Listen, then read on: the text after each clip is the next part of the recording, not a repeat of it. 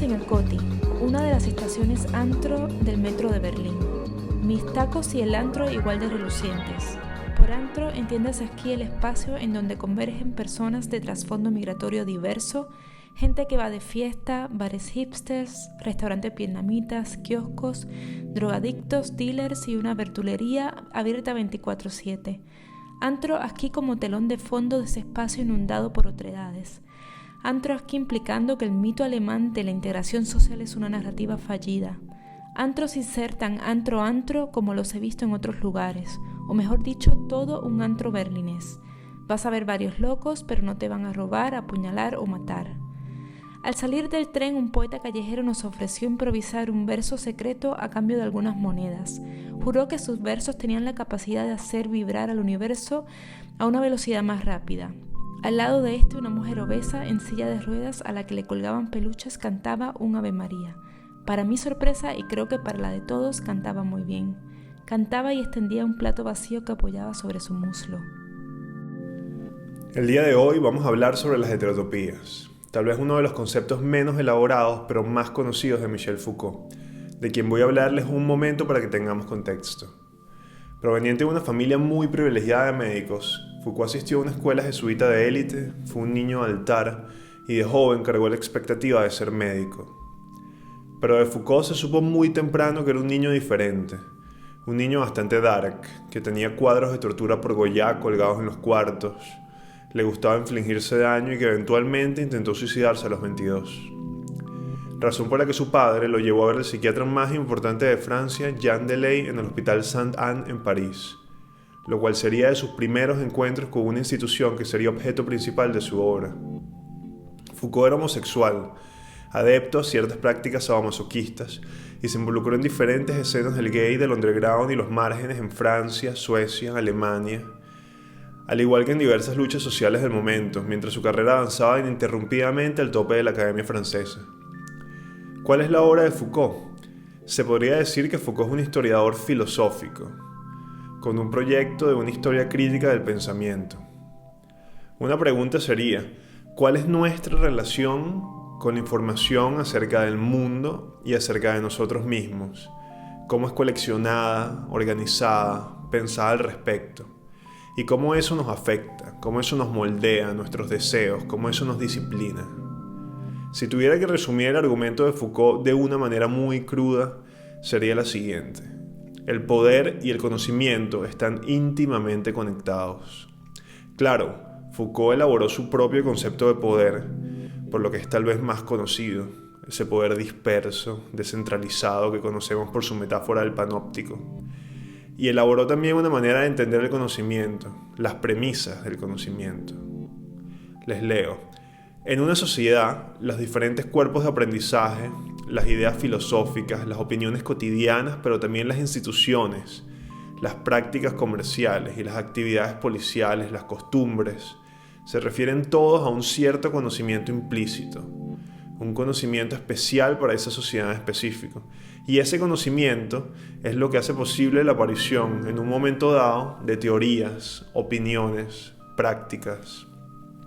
Esa premisa del conocimiento, específica de su tiempo, es lo que Foucault llamó epistema, que es parte vital de su historia crítica del pensamiento. Entonces, ¿qué tenemos? Una nueva manera de entender el poder, una mirada cortante de las premisas inconscientes del conocimiento, un deseo profundo de luchar contra los bulos de la historia, contra supuestas premisas de la modernidad que él consideraba falsas, por ejemplo, la linealidad de la historia, la concepción del progreso.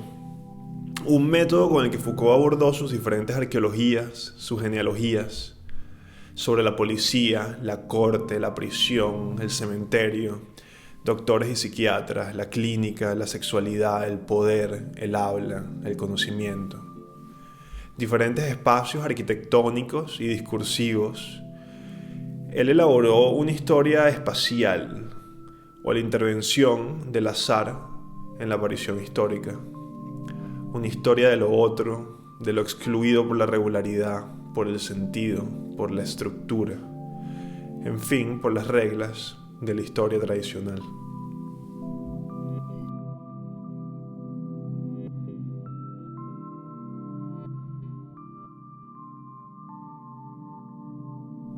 Apretado, arrancó. Grabando. 1, 2, Ahí, 3. ahí, 1, 2, 3, se ve bien esos sonidos, 5 segundos, 6 segundos, ok. Entonces, Estamos lo que grabando. ¿No veo estamos listo? grabando. Bienvenidos, ¿qué tal? ¿Cómo están? Aquí estamos. Lo que leímos al principio fue un extracto de una crónica autoficcional que publicamos en el blog que sacamos hace 2 semanas. Sí, La Puerta del Delirio. La Puerta del Delirio. Entonces, es a 2 voces, lo escribimos nosotros, y si no lo han leído, ahorita en cuarentena, es buen Aprovechen. momento para leerlo, ¿no? Ahí les dimos un extracto para que más o menos agarraran un poquito de sabor. Es el momento. El blog tiene otras piezas, tiene también una que otra cosa que escribió Lee, poesía, un cuento, y vamos a seguir sacando contenido. Entonces por ahí tal vez viene algo de Iván también. Entonces échenle un ojo. Es La Puerta del Delirio. El blog está en Medium y el link está como siempre abajo. Antes de empezar el episodio, que el episodio de hoy es extraño, estamos grabando desde nuestra casa, Iván desde la suya. Es la primera vez que grabamos separados. Es la la primera primera vez. vez que grabamos separados. Habíamos hecho en Skype, pero esto es una situación... Sí, pero nunca hemos hecho en Sí, Skype sí. tú y yo separados. Siempre hemos estado tú y yo en persona. Exacto. Y es porque no podíamos salir, pues, porque estamos en mitad de una casi cuarentena aquí en Berlín. Y la gente no quiere salir. Yo pensé, bueno, nos lanzamos a grabarlo.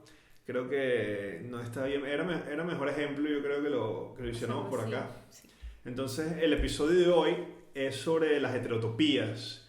Heterotopía, puede ser que me confunda. Ya dijimos que lo vamos a querer decir heterotopía como utopía.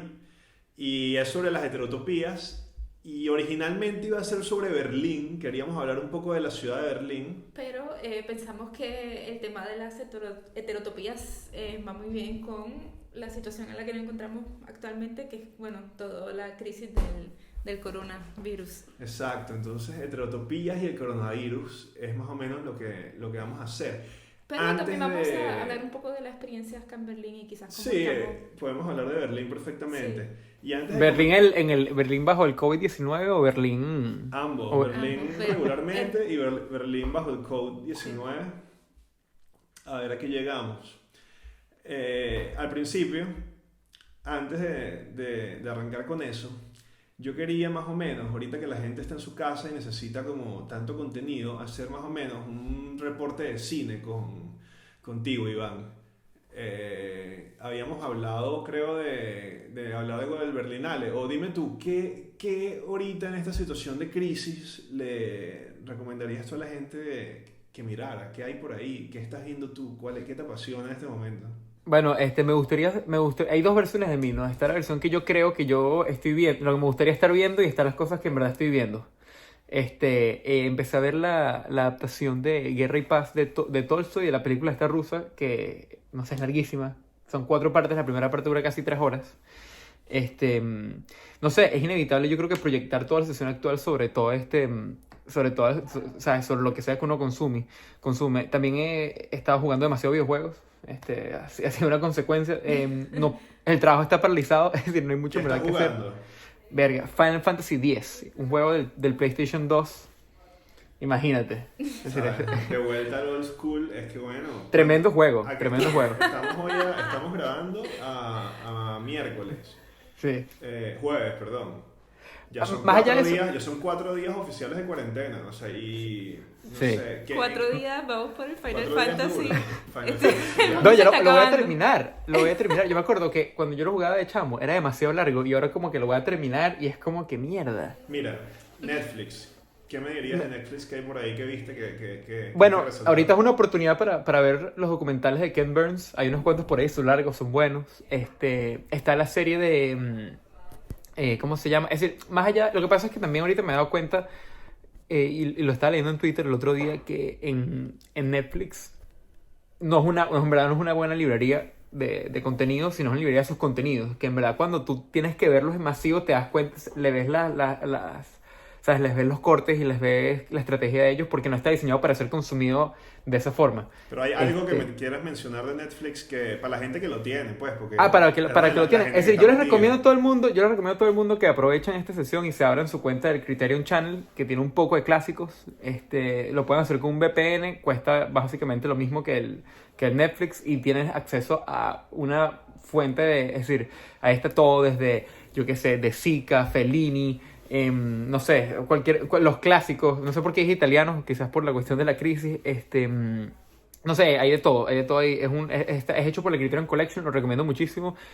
Amazon Prime también tiene cosas interesantes. ¿Qué hay en Amazon Prime? A ver. Amazon Prime, bueno, yo soy un defensor de la serie que se llama Marvelous Mrs. Maisel. Es una serie que se ve, digamos, es fácil de digerir. Es de los creadores de Gilmore Girls, pero en verdad está muy bien hecha. Y los personajes hablan muy rápido. Y tiene un toque feminista interesante. Lo recomiendo. Hay creo que 2 o 3 temporadas y está bastante particular. Más allá de eso, recomendaría ver los clásicos largos que nunca puede ver. Yo que sé, Shoah, Brighter Summer Day de Edward Young. ¿Sabes? Son mis películas favoritas que son larguísimas. Dime una cosa. Berlinale fue hace poco. ¿No quieres darme un par de palabras sobre el Berlinale? Bueno, este año tuve la oportunidad de tener un pase, entonces con eso pude ver un par de películas, que vi interesante. Vi una película cubana, española cubana, que se llama Entre Lobo y Perro. No sé, no estoy seguro. Ganó un director coreano, ¿no? Ganó un director iraní. No, sí, claro, claro, eso fue lo importante, es que siento que pasó hace décadas, imagínate, eso es lo que pasa con el confinamiento, el tiempo se estira, ¿no? Ganó un director iraní que subsecuentemente fue arrestado y sentenciado a 1 año de cárcel. Él no pudo ir, de hecho tuvieron una silla vacía en su nombre. ¿Por y es una película fue sentenciado? El tema que trató, que ¿sabes de qué va? Creo que es sobre la pena de muerte y la película fue grabada escondidas y bueno, no la pude ver, estaba completamente agotada las entradas, pero supongo que si ganó el Oso en Berlín va a tener una distribución eventualmente, en algún momento. Con todo este rollo. El cine coreano ha estado mucho en la conversación por el tema del Oscar, ¿no? Sí. Pero, ¿qué dirías tú sobre el cine coreano contra el cine iraní? No, muy diferente. El cine coreano, es que lo que pasa es que es muy diferente. El cine iraní heredó muchos de la poesía iraní. Que venía antes de la dictadura actual. Entonces tú ves que en el cine iraní hay muchísimo de estos planos contemplativos, mientras que por ejemplo en el cine coreano es completamente diferente, pues es algo muy exagerado. De hecho, las películas con las que se volvieron famosos estos directores, Park Chan-wook y Bong Joon-ho, y todos ellos eran películas que tú podrías decir que eran de películas de terror. Es decir, de hecho las distribuían en Estados Unidos Cartoon Extreme como Age Extreme al principio, imagínate. Entonces, y Parasite es una película de terror, es decir, tiene los elementos, es decir, es gory. No sé, es muy interesante. Son cines muy diferentes. El cine coreano, digamos, quizás un poco más accesible, aunque no sé qué significa esa palabra en verdad. No sé, a mí me gustan muchísimo los dos. Es cuestión de gustos. Ahorita quizás un poco de cine. El cine coreano tiene una crítica al capitalismo más directa y el cine iraní, digamos, como que se trata más sobre, no sé, sobre cómo evitar la censura. Y a mí me parece que quizás a nivel de como que llevar el cine más adelante, yo creo que el cine iraní es más importante en ese sentido, como por ejemplo, como ellos representan mujeres, como cuentan historias sobre censura, es mucho... Dame tres directores iraníes para el que esté ahorita cuarentenado que necesita... Bueno, obviamente, la leyenda, Abbas Kiarostami, el más famoso probablemente. Después está mi favorito, que es Jafar Panahi. Y después está Asghar Farhadi, que es como el que gana los Oscars, que es el más famoso. Él hizo la película El divorcio, A Separation. Excelente. Y, ¿sabes? Buenísima. Pero esos son los tres: Farhadi, Panahi y Kiarostami. ¿Tienes alguna otra cosa que quisieras agregar al reporte de cine antes de que continuemos? No sucumban ante las 8 horas de The Office. O ante un binge watch de comedia, como me ha pasado en estas últimas noches, que uno sucumbe. Claro. Una recomendación buenísima, super underrated, The Nick, por Steven Soderbergh. Es una película sobre cómo, como todas las películas de Steven Soderbergh, son sobre cómo trabajan los profesionales, ¿no? Y todo el mundo está viendo ahorita Contagion, y la gente, si les gustó Contagion, deberían ver The Nick, porque se trata de cómo estos médicos operan en un hospital en Knickerbocker a principios del siglo XX. ¿Ves? Es arrechísimo. Eso es lo que quería que me dieras, ¿ves? Eso es lo que Arrechísimo, gente como ahí está queriendo ver algo porque los haga sentir o que los haga entender qué es lo que está pasando, qué es lo que está detrás. Bueno, Contagion, lo que pasa es que ya Contagion está en todos los en Twitter, ya Sí. todo el mundo la debe estar viendo, pero buenísima, ya la volvió a ver, y yo, qué bolas de Steven Soderbergh, qué habilidad para contar historias tiene ese tipo. A mí me sorprende demasiado su trabajo. Okay. Me sorprende muchísimo. Entonces cerramos ahí. Ese es el reporte. A partir de ahora viene el reporte semanal siempre, así que vamos a ir dándole más forma, pues, pero Claro, podemos claro. dejarlo ahí ahorita, si quieres. Si se te ocurre otra cosa, Claro. lo podemos dejar. Entonces, ahorita, tema candela, heterotopía. ¿Por qué, antes de entrar en el concepto, por qué estamos haciendo un episodio de heterotopía? ¿O por qué a mí se me ocurrió, tal vez hasta me antojé, que Bueno, quería también. hacer el episodio de heterotopía? El episodio, el concepto lo descubrimos nosotros cuando nos conocimos, ¿no? Sí, de alguna manera empezamos a leer Las ciudades invisibles. Dijimos como que, bueno, vamos a leer un libro Las ciudades invisibles de para- Ítalo Calvino. De Calvino. Yo me acuerdo de tu fase Sí, con eso, sí. sí. Dijimos, vamos a leer un libro y lo vamos discutiendo un poco como para, qué sé yo, conocernos más. Y ahí, por un ensayo, caímos en la heterotopía. Bueno, era un concepto que yo conocía de la universidad, pero sí es como un concepto que se aplica muy bien a Las ciudades invisibles de Calvino. Que es un libro maravilloso en el que Él como que inventa, y le cuenta, él le cuenta a otra persona las ciudades que no existen, ¿no? Las inventa. Marco Polo hablando con Kulis Khan, Kulis Khan, exacto. este emperador, y contándole sobre estas ciudades que él se ha encontrado alrededor del mundo. Lo que pasa es que son unas ciudades fantásticas, ¿no? Ujú. Y son unas ciudades hermosas o espeluznantes, extrañas, ¿sabes? Son casi que todas las posibilidades de la imaginación dadas a correr en cómo una ciudad puede ser. Claro, pero justamente también por eso son ciudades heterotópicas, ¿no? Son ciudades que están siempre como al límite, ¿no? Que toman elementos de espacios reales o lugares reales, pero llevados Entonces- como al límite de lo irreal. Ajá, entonces en ese momento yo me encontré con el concepto y era un concepto que me pareció desde el principio muy intuitivo, ¿sabes? Porque era como Foucault intentando teorizar acerca de los espacios, ¿no? Su trabajo, Ujú. como lo dije en la introducción, Exacto, es un nosotros- trabajo que se ha enfocado mucho como en estos espacios liminales, Modernos. estos espacios que definen a la sociedad y que son a veces diviantes, son a veces espacios de Yo tengo, del un, margen. yo tengo un hot take para ti con respecto a la teoría de Foucault. Una cosa que tengo un problema con esa teoría de las cárceles y que todo es una cárcel y cómo están hechos. Pero después ya si quieren entramos a eso más adelante. Ok.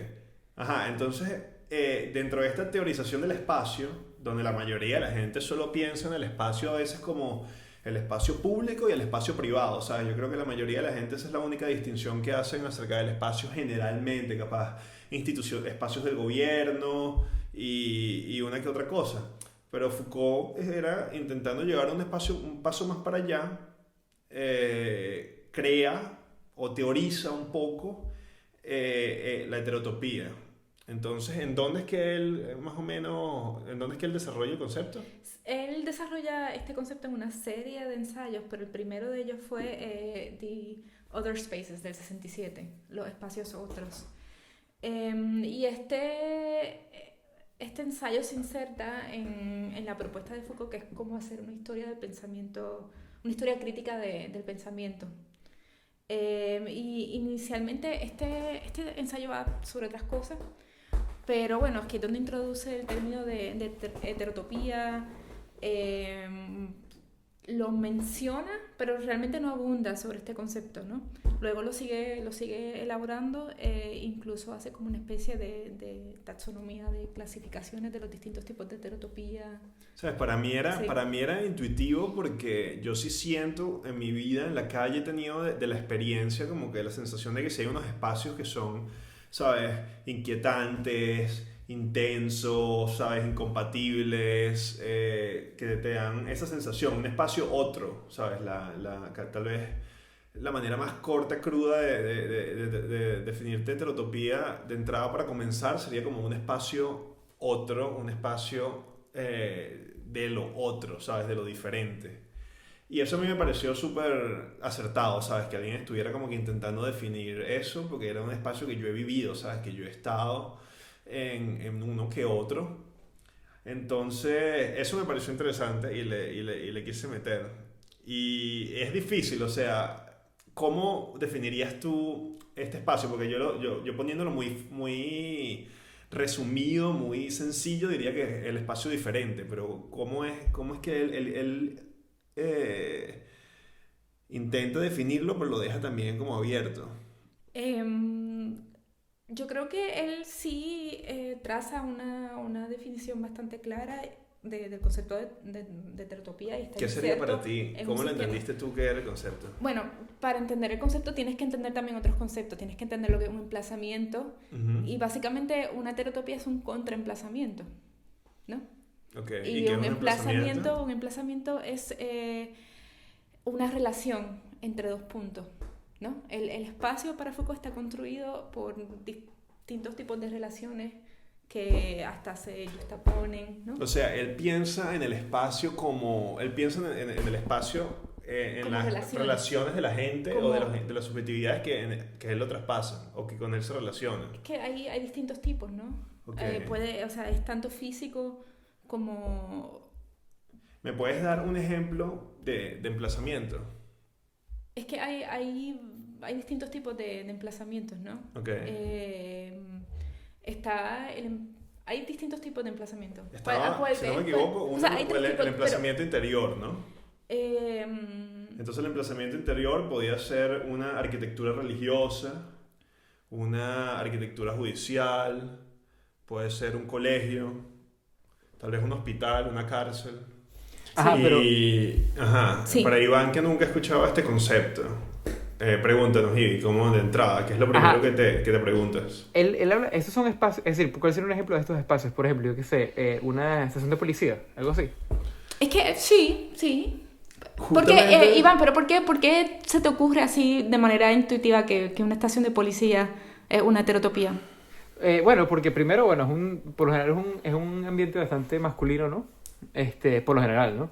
No tanto, en especial en Alemania, pero, o sea, es un ambiente en el que domina una cierta normatividad, una heteronormatividad, ¿no? Sería. Bueno, y como que... Sí, así muy espontáneamente yo te diría que la estación de policía no es una heterotopía, es un emplazamiento. Ok. Sí. Ok, entonces, pero ¿cuál sería uno? Que sí, que un colegio, entonces.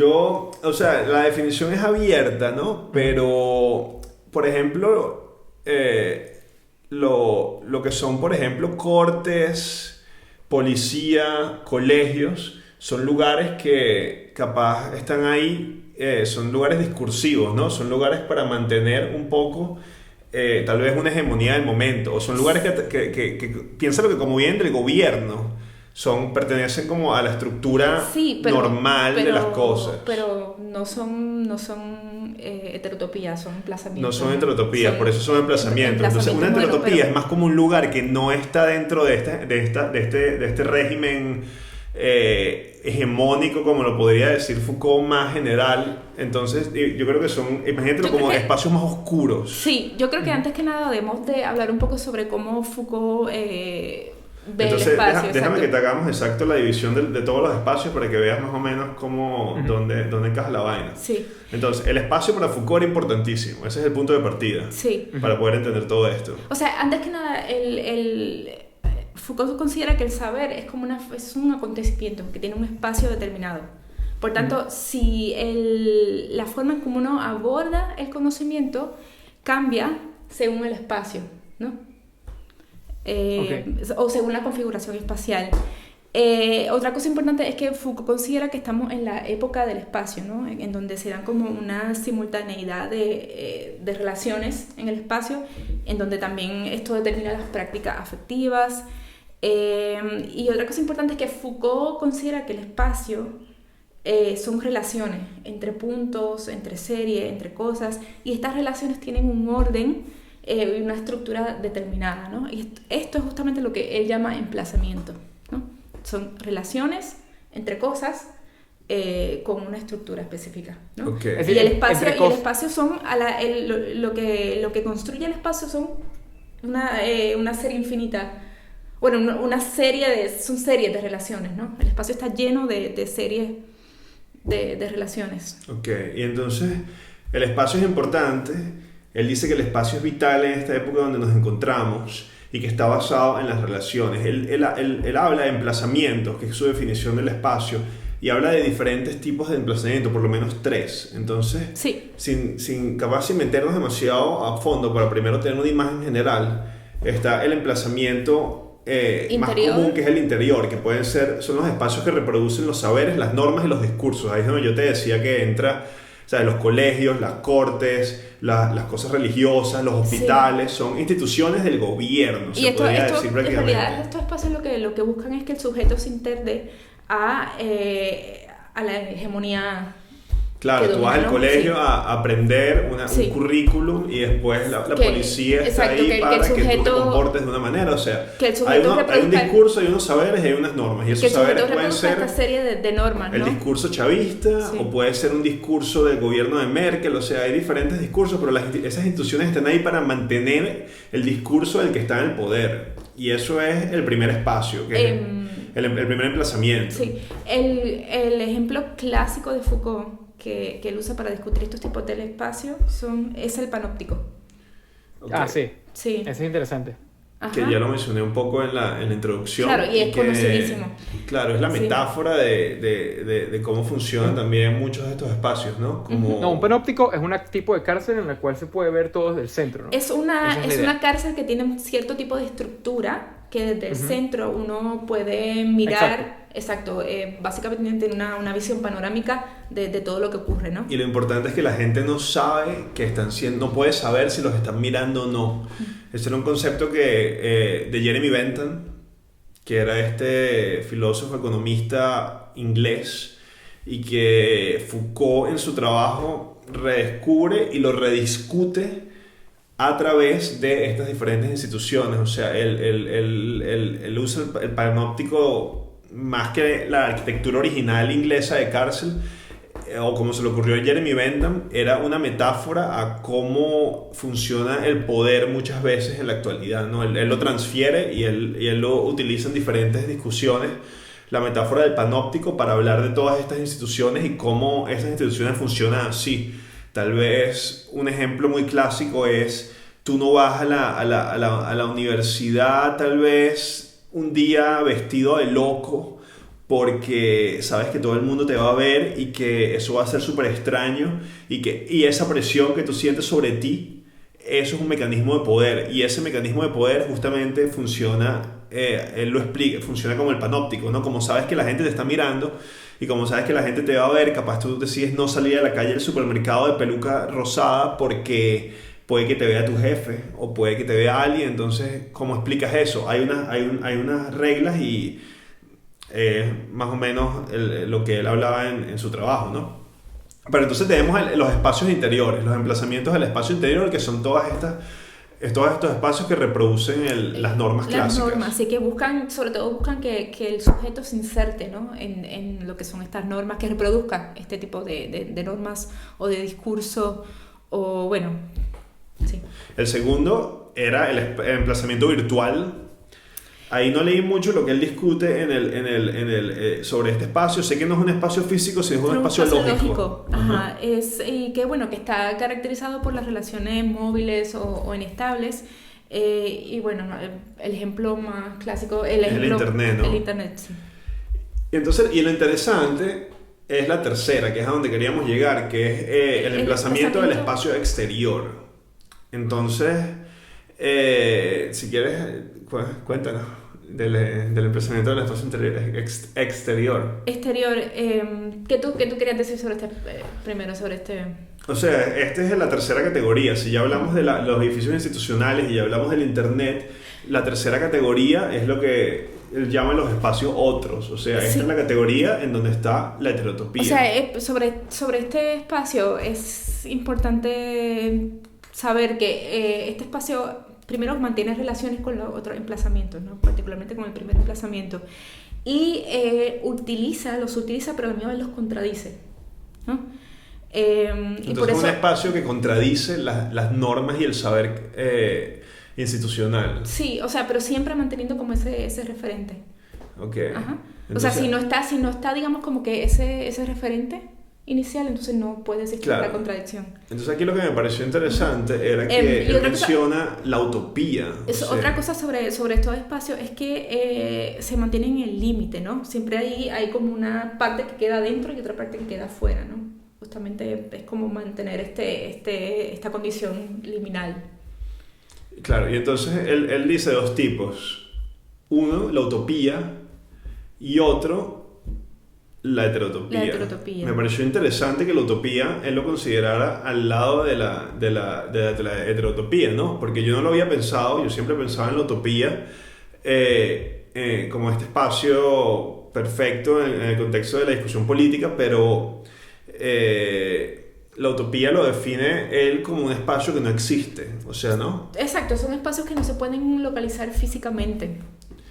Y puede ser, no solo es tal vez el socialismo en su versión como lo han querido denominar como una utopía, sino que él, por ejemplo, habla de que el espejo es una utopía, por ejemplo. Lo que uno ve en el espejo, que es un espacio que no existe, cuenta también como una utopía.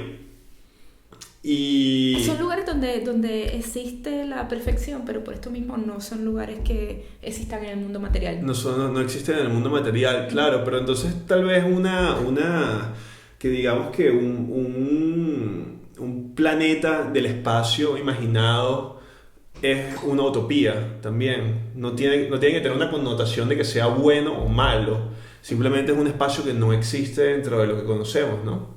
Yo siempre pienso con el mundo de la idea. El mundo de las ideas es Ajá. también una utopía. Sí. Y después están las heterotopías, que son utopías pero realizadas. Claro, entonces sí, o sea, utopías es topos, espacio, Sí. que no existe, heterotopías son espacios diferentes y Son lugares. son estos lugares, pero estos sí existen. A diferencia de las utopías, las heterotopías sí existen en la sociedad donde vivimos. Y él habla de siempre, la heterotopía, una cosa que tiene, al igual que la utopía, es que toma elementos del espacio que domina, ¿no? Entonces, si hay una sociedad con unas reglas y la utopía puede ser, por ejemplo, esta imaginación de las ideas en base a las reglas que existen en la sociedad. Si en la sociedad hay pobreza y en la sociedad hay crimen, una sociedad sin pobreza y sin crimen puede ser utópica, o sea, no existe y tiene una relación directa con la sociedad en la que vivimos. ¿Qué sucede con la heterotopía? La heterotopía también tiene una relación con la sociedad en la que vivimos, pero es diferente porque la heterotopía sí existe, o sea, la heterotopía sí está en nuestras ciudades. Las maneras en las que se relaciona con la realidad tal vez existen, tiene una relación con la realidad, pero es diferente. Y también otra cosa que quizás debamos decir es que Foucault señala 5 principios. Entonces de las él heterotopías. habla de 5 principios para definir estas benditas Heterotopías. heterotopías. Y bueno, un primer principio es que todas las culturas producen heterotopías, pero bueno, en las civilizaciones primitivas se producen lo que podemos llamar como heterotopías de crisis, que estos son lugares de acceso limitado o pueden ser incluso como lugares sagrados que están destinados para personas que se encuentran en estado de crisis respecto a lo que son las normas de la sociedad. Ejemplo. Son lugares destinados para los anormales. Y ejemplos de estos son hospitales, cuarteles, hospitales psiquiátricos y cuarentenas, por ejemplo. Cuarentenas, o sea, son lugares donde, sí, como dice el nombre, heterotopía de crisis, ¿no? Si tú te rompes el brazo, si tú estás menstruando, si tú te volviste loco, ¿sabes? Cosas que son categorizadas como anormales son llevadas para este lugar. Después también tienes heterotopías de funcionamiento variable, donde por ejemplo... Esto, bueno, sí, han sido como... Este principio lo que quiere decir es que a lo largo de la historia se reciclan los espacios, es decir, o las heterotopías, ¿no? Originalmente las heterotopías que existen vuelven y como se siguen usando, por cada sociedad les da un uso distinto, ¿no? Ejemplo, el cementerio. Sí. Tal vez el cementerio antes era un espacio que estaba al lado de la iglesia y estaba como en el centro de la ciudad y era como un lugar que uno respetaba y que le tenía miedo, ¿no? La forma en cómo se concibe el cementerio cambia según la cultura o según la manera en cómo esa cultura específica entiende a la muerte.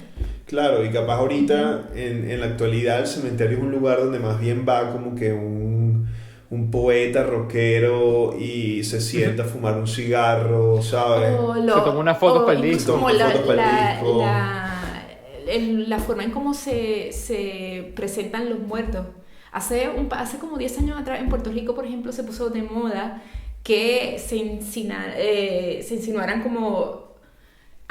los muertos se preparaban en alguna actividad. Por ejemplo, tenías como que al maleante que lo tirotearon, pero él quería que lo prepararan como montado en una motora, o gente, qué sé yo, sentada leyendo un libro. Hubo muchos casos de muertos que querían que los prepararan de esa manera, ¿no? Que los velaran de esa manera. También hay hablando de los espacios, también es interesante cómo los espacios están como que en relación a los humanos, ¿no? Entonces estaba pensando también en ese ensayo, el comienzo de la biografía de Knausgård, que él habla sobre cómo los muertos en los hospitales están siempre en el subterráneo, como lo más cercano a la tierra, como si quisieran volver. Y es como esa necesidad que tenemos de esconderlos. Entonces tenemos esos espacios también como fríos, alejados, que son invisibles. ¿Tú sientes en tu día a día, Ivy, que tú pasas por lo que te hemos dicho hasta ahora? ¿Tú crees, se te ocurre alguna heterotopía en la que tú crees que pases en el día a día o que estés cerca?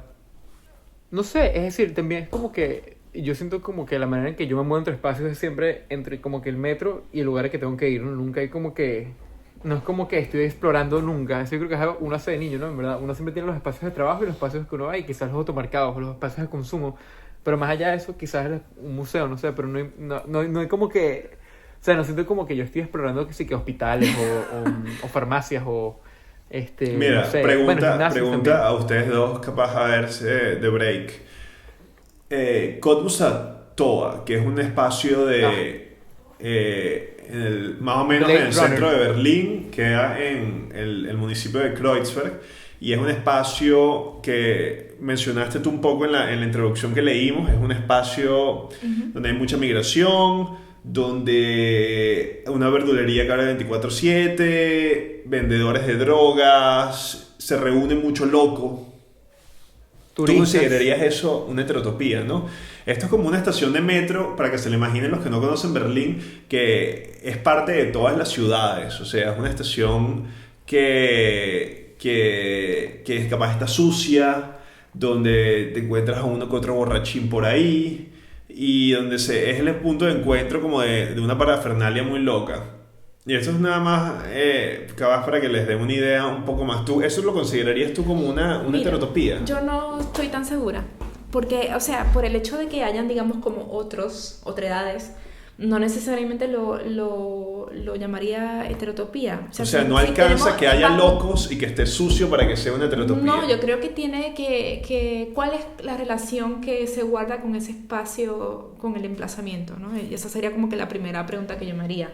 Claro que, por ejemplo, uno podría argumentar, bueno, si en este espacio originalmente es como una estación que también hay como una reminiscencia a otro tiempo, ¿no? Como, qué sé yo, y como que sobreviven esas cosas, pero a la vez hay elementos que contradicen ese discurso. Entonces sí, Habría que ver cuáles sean esos ejemplos, ¿no?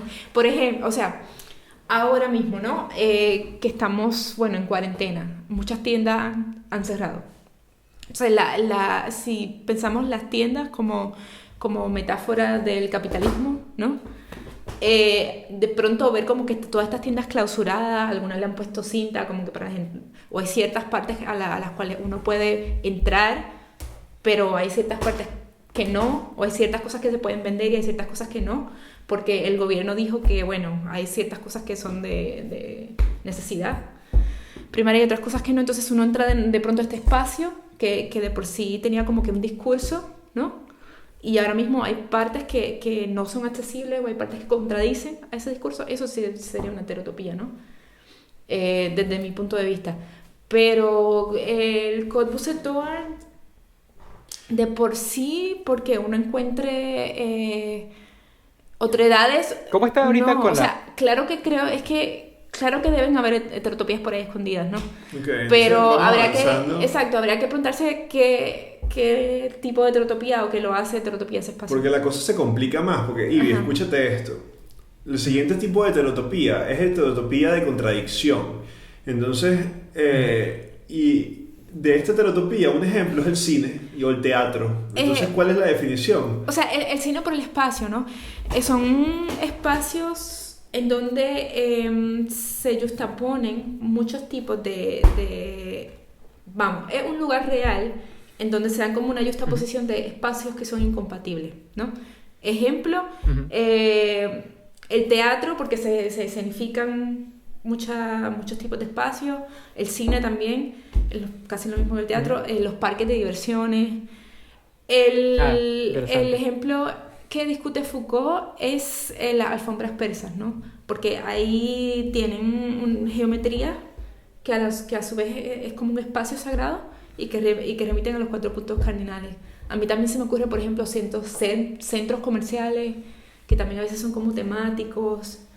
Cierto restaurantes. jardín.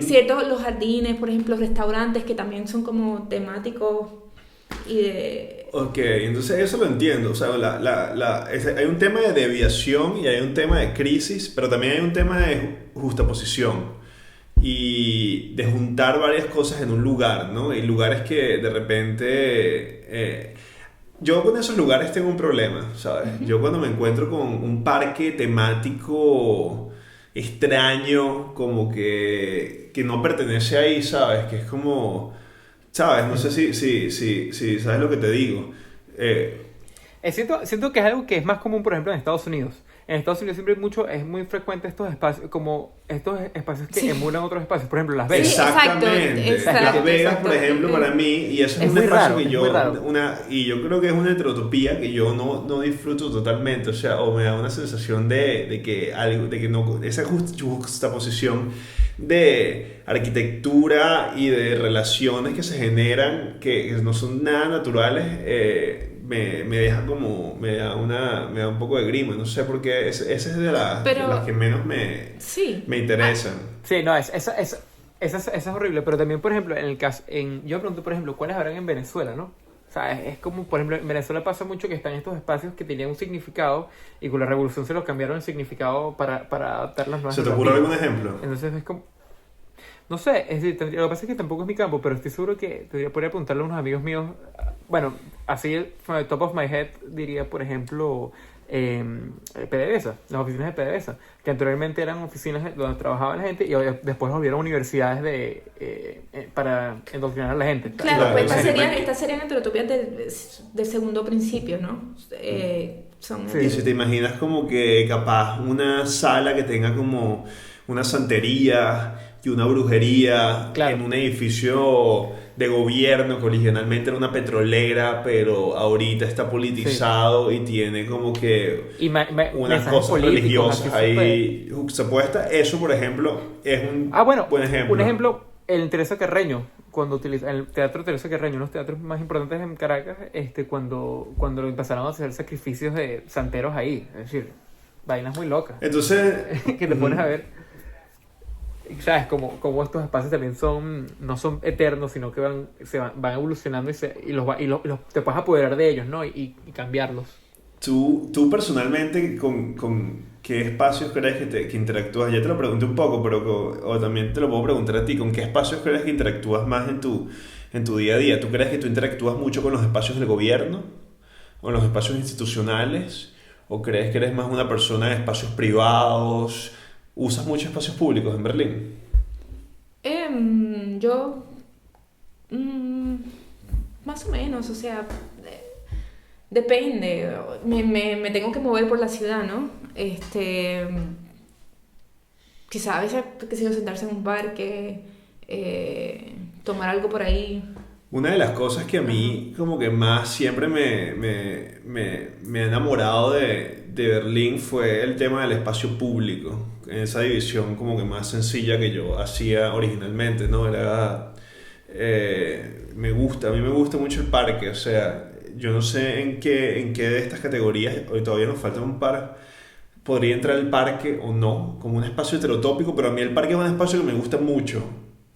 El espacio y el parque como lo imagino aquí, o sea, el parque con una gente jugando frisbee, con unos hippies, haciendo malabares, con una gente con un equipo de sonido, capaz te encuentras a unas mamás musulmanas con unos carros de bebé, no sé, es un espacio que también supone muchas cosas, pero no sabría decirte si en verdad es una heterotopía o no. Yo... Yo digo que, es decir, a mí me parece, para mí, volviendo un poco en Venezuela, que los espacios en verdad fueron como que nos los quitaron. En Venezuela no hay una libertad entre espacios, no hay una movilidad sencilla, porque todos los espacios están medio tomados. Entonces, como a mí también siempre me ha gustado, por ejemplo, poder entrar y salir de los parques, del metro, esa movilidad que tienes acá. Yo creo que una de las características que me gusta, que por ejemplo en Estados Unidos es diferente, porque como tú estás atrapado en tu carro, entonces, no sé, es otra, que es similar a Venezuela, ¿no? Que estás como atrapado en este espacio privado y no puedes como que no interactúas, ¿no? Sí, exactamente. O sea, en Venezuela quedamos como limitados al espacio privado y a ciertos espacios institucionales, ¿no? O sea, Sí, bueno, pero en cuando Puerto uno iba a la Rico. universidad o cuando uno iba al colegio o capaz hasta si ibas al Pero, médico ibas a un espacio privado, era una clínica privada. y esto pasa porque Claro. te tienes que mover en auto. Porque Sí. yo diría que en Puerto Rico el problema Claro. es ese. O sea, uno se transporta siempre en auto. Entonces la disposición espacial está diseñada para que uno vaya encapsulado en su auto. Entonces llegas a donde tienes que llegar y te bajas. Pero no hay vía pública. O sea, no se puede caminar de Bueno, un eso es lugar a bueno otro. Porque mira eso es bueno hoy en día para evitar el Sí. contagio, ¿no? sí, y mira el siguiente principio. El siguiente principio para definir heterotopía tiene que ver con el tiempo. Y, o sea, no es solo una cosa espacial, también estamos hablando de un lugar de la variable tiempo. O sea, dos ejemplos que hay aquí de la heterotopía de tiempo. La definición es son lugares donde se acumula el tiempo hasta el infinito y se detiene, o sea, Es no que cambia de posición. hay dos tipos, ¿no? Está la heterotopía que produce una ruptura en el tiempo, que son, por ejemplo, fiestas, el carnaval de las culturas, un ejemplo concreto, ¿no? O carnavales, ¿no? Donde hay como una ruptura en el tiempo tradicional y se gesta, digamos, como un tiempo distinto, ¿no? Y después está la heterotopía que acumula tiempos, ¿no? El ejemplo que discute Foucault son los museos, por ejemplo, la biblioteca. ¿Sabes lo que me pasa con esto? Que yo eventualmente siento que todos los conceptos son heterotopías, o sea, que todos los lugares son heterotopías. Es decir, bueno, por ejemplo, hay espacios, por ejemplo, que yo he tenido personalmente, que yo he tenido acceso que otras personas, es decir, que hay espacios que yo he podido ir que otras personas no van, por ejemplo, que sí que en Ajá. cárceles, que O sea- la gente nunca va. Que eso es lo que yo quería comentarte al principio, pero lo estaba guardando, y es como que mi problema principal con Foucault, que tiene esta visión muy típica del siglo XX, esta visión así, estas ideologías que te aplastan de derecha, ¿sabes? Sobre el individuo y tal, y como él compara siempre los colegios, los psiquiátricos a Pero es que, o cárceles. sea, una cosa, Yo siempre he sentido que es peligroso. cárcel en sí no es una heterotopía. O sea, la cárcel es un emplazamiento. Exacto. Del primer tipo que discutimos, ¿no? La heterotopía sería, por ejemplo, los KZ, ¿no? Los campos de concentración que hoy en día los han hecho museos, ¿no? Entonces la gente originalmente reproducían el discurso del nazismo, y hoy en día, bueno, ya se han hecho museos, y ahí ya tienen entonces dos tipos de heterotopías. Tienen la heterotopía de museo, la de tiempo, de acumulación, y tienes la heterotopía que contradice, o digamos que se ha rehusado ese espacio, ¿no? ¿Y qué estabas diciendo entonces? Disculpa que no... No sé, que yo siento a veces como que esta visión que él tiene de comparar siempre, o sea, con el concepto del panóptico, de compararlo con las cuestiones con las cárceles, es como que, no sé, demuestra un poco su condición de como lo distanciado que él estaba de esas realidades de las cárceles, de cómo en verdad son, y de cómo se nota que una persona que no tiene ninguna de esas limitantes. No sé, siento que es también más interesante, me parece, cómo hoy en día estos espacios opresivos como que se han transformado, ¿no? Pienso, por ejemplo, ¿qué diría Foucault acerca de las oficinas de Google, ¿no? Que tienen camas y tienen puffs para que la gente se acueste a dormir y hagan pausas. Esa es una pregunta que yo siempre me he hecho. O sea, son estas heterotopías porque son espacios que parecen clubs, pero también son espacios de trabajo en el cual estás atrapado. Bueno, atrapado, pero te quedas por largos periodos de tiempo, ¿no? O sea, imagínalo. Un ejemplo de heterotopía en Venezuela, el helicoide. O sea, el helicoide era un centro comercial. Claro, y clásico. Ahorita es una prisión. Y una prisión de tortura y de presos políticos. Sí. Por cierto, ahorita, mientras estamos grabando esto, me llegó el mensaje que hay un outbreak de coronavirus en el helicoide. Así que, no sé. Eso yo creo que es el terror. Marico. No tengo palabras. Porque, tal vez para tocar el tema ya de una vez, ¿por qué? No, antes que pasemos a esto, nos faltó un último principio, el de apertura y cierre. Y esto un poco... lo que quiere decir es que hay espacios o hay heterotopías que permanecen cerradas, pero pueden tener un cierto tipo de apertura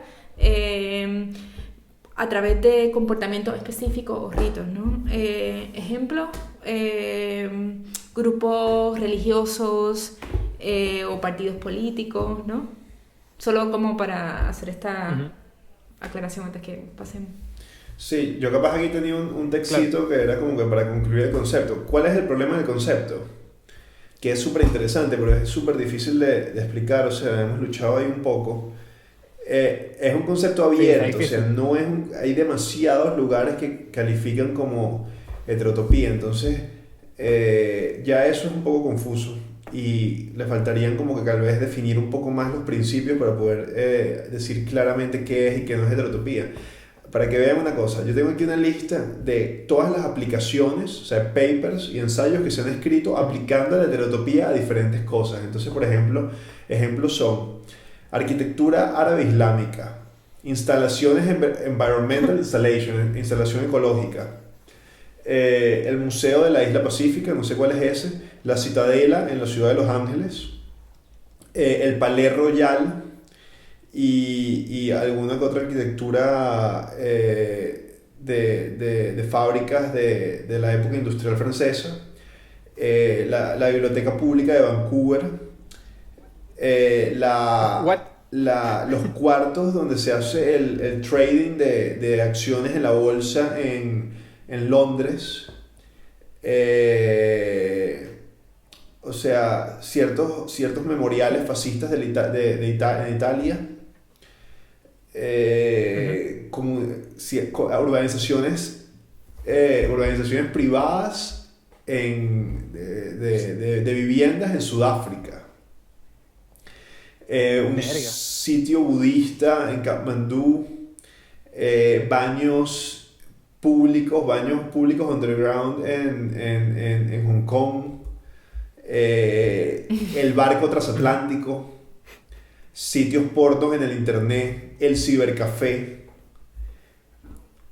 Chinatown en Washington DC, el centro comercial, ciertas prácticas clásico, masculinas, de masculinidad en las costas de Tel Aviv, lugares de entierro en Kinshasa, Congo, ¿sabes? Probablemente fosas de muertos. La idea del vampiro. O sea, ciertos patrones ciertos patrones de privacidad entre heterosexuales que tienen SIDA. Ujú. La playa nudista. Cierta estación pirata de radio.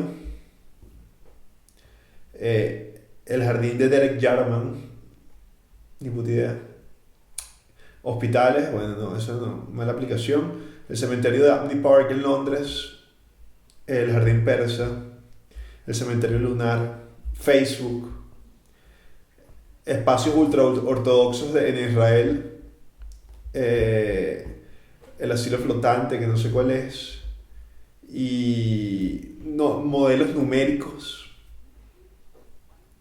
O sea, para que veas cómo es un concepto que de un paper de una conferencia de Foucault en el 67, la vaina explota y se vuelve burda de popular y la gente lo ha aplicado a demasiadas cosas, pero como que no queda claro muy bien dónde tú cierras el concepto.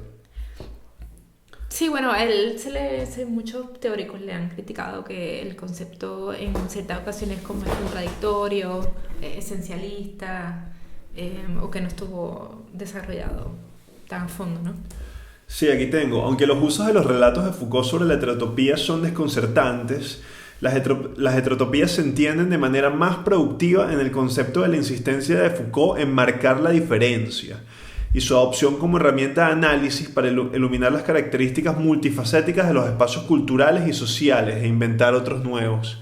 O sea, yo creo que eso es una cosa interesante que me pareció que era para cerrar, que más allá de del tema de qué es heterotopía y qué no, heterotopía también puede ser una herramienta o un método de análisis para analizar un espacio. Entonces tú puedes como definir, tú puedes empezar a decir, este espacio juxtapone este espacio cosas de diferentes lugares. Es este espacio un lugar donde se encuentran diferentes puntos en el tiempo. ¿Cómo se relaciona este espacio con los discursos y las normas hegemónicas? Y así tú vas revelando poco a poco qué tiene de especial o qué no tiene de especial un espacio. Y en ese sentido me sigue pareciendo fascinante, ¿no? Ahorita creo que sí podemos, o tú tienes algo más que complementar. Sí, yo diría que, no sé, bueno, que si ha habido un arraigo es por una necesidad, aunque sea, digamos, como herramienta crítica. Uh-huh. Ahorita les pregunto, COVID-19. Nos encontramos entonces ahorita en una heterotopía global. ¿Tú dirías que sí? Yo creo que hay espacios que son heterotópicos y que tienen que ver con el COVID-19, claro. Yo creo que ha producido muchos espacios heterotópicos. La calle ahorita mismo en sí no podría decir que es un espacio heterotópico, tampoco no toda Alemania, que estamos ahorita. Bueno, pero si uno está de alguna manera, si uno está haciendo cuarentena, se podría decir que de alguna manera ya eso es como una mini heterotopía. Habrán grados, ¿no? Gradaciones de estas heterotopías, ¿no? Pero si uno de alguna manera se está reservando, ¿no? Es porque uno está, digamos, como en una condición un poco de crisis, ¿no?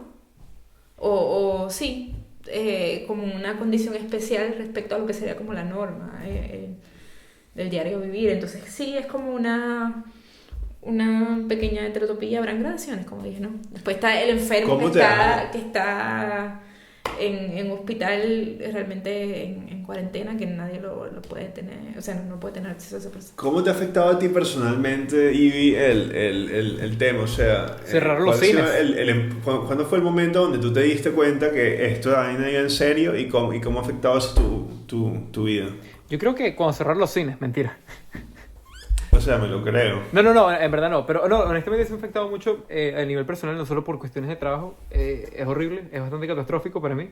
Y también porque todas las cuestiones que tienen que ver con el mundo del cine este año, ¿sabes? Aplicaciones, grants, laboratorios de edición, festivales, han sido cancelados.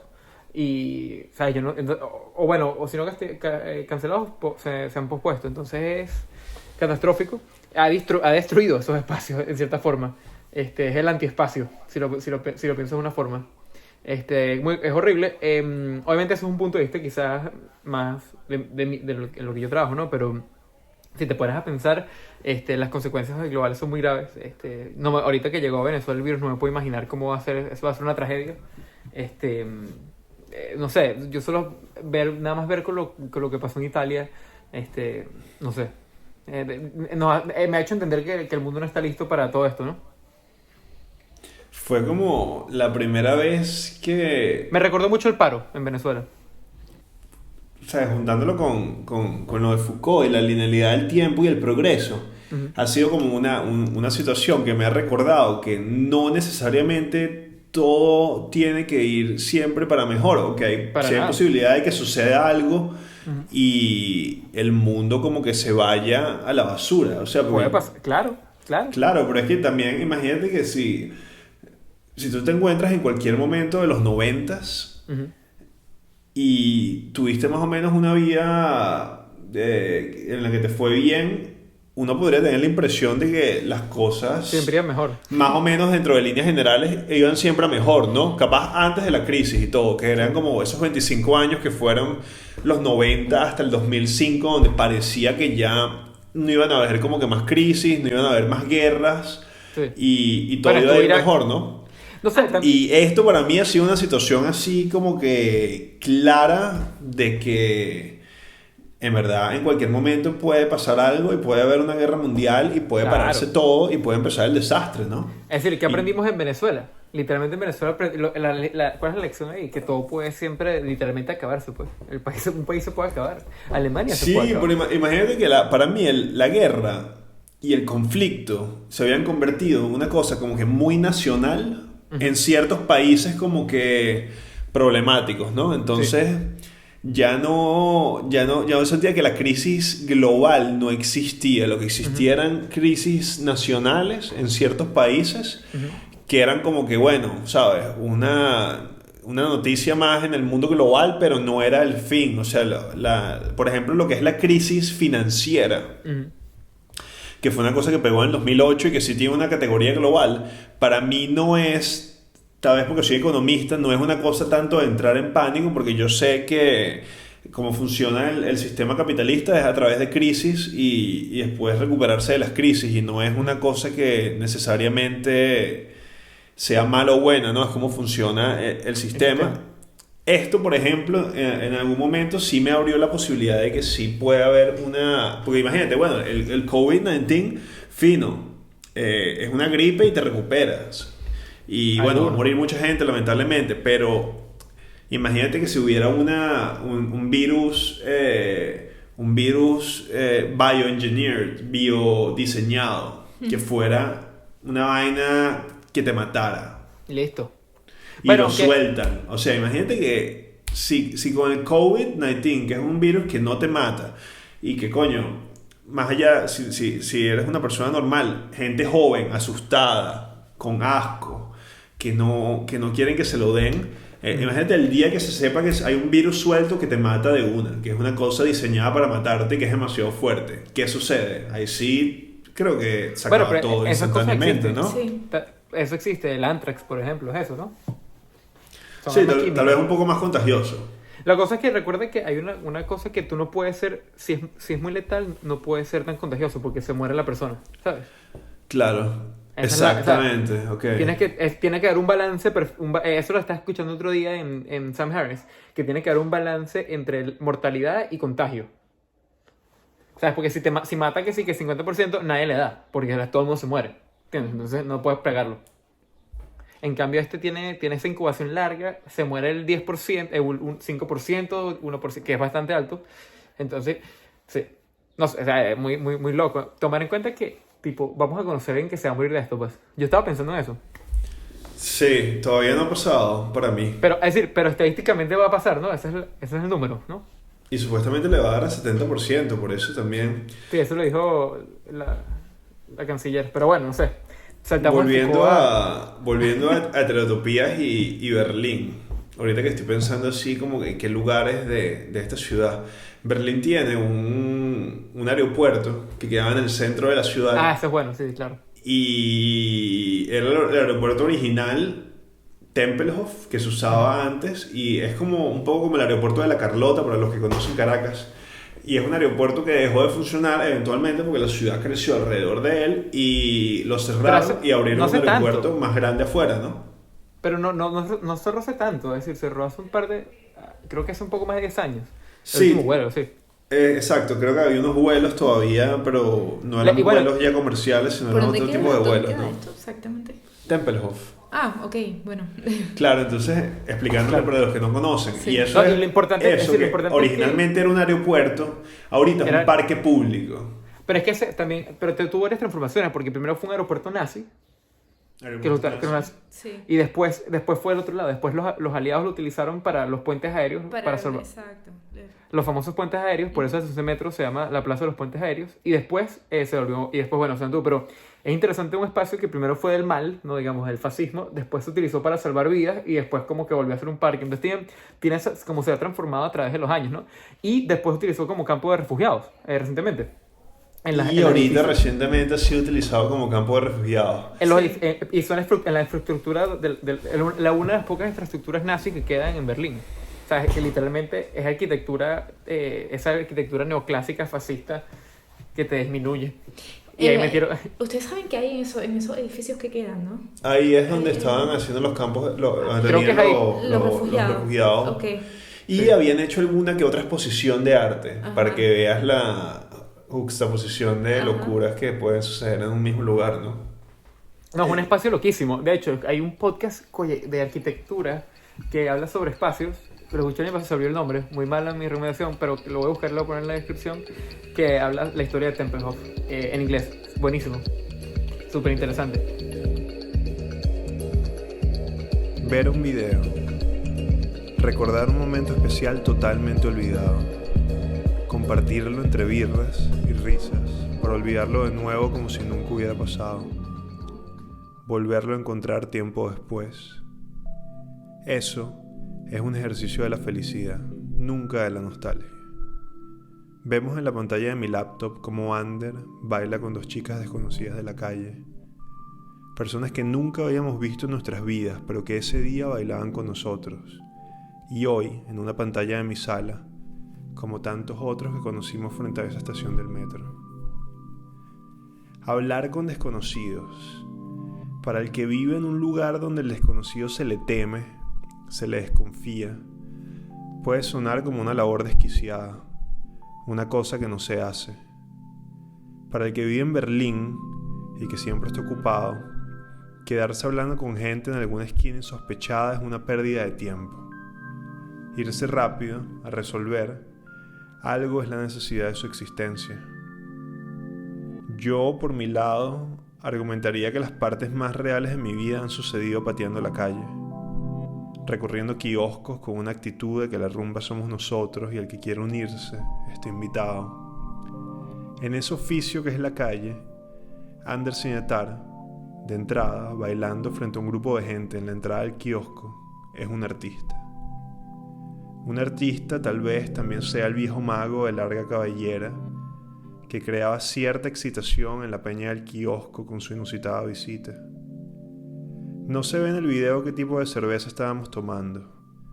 Tal vez una Agustina de 0,5 si teníamos dinero, o una Sternburg si no teníamos nada. No es que no tener dinero sea un impedimento para fiestar, y menos en una tarde de verano en esa esquina de Kreuzberg donde intersectaban eternos vagos, bailarines regulares, extraños amistosos, fumones queriendo compartir su porro, turistas en busca de alguna leyenda inexistente, cualquier tipo de parafernalia berlinesa, y nosotros, terminándonos el cigarro y la cerveza para ir al club de Visionera. Ecstasy, coca, MDMA, speed. Es el soundtrack del puente justo antes del bar. Consigna a un ejército variado de vendedores que no tienen mucho problema con acercarse cantando su consigna en repeat y que nadan en círculos esperando a turistas y desesperados. estafador y malintencionado, el vendedor de esquina pertenece a lo más bajo de la cadena alimenticia de los vendedores de droga. Les pasamos por al lado y les respondo: Nein, Dankeschön. Eso fue un extracto de Albur en el bar y los baños, una crónica publicada en nuestro nuevo blog, La Puerta del Delirio.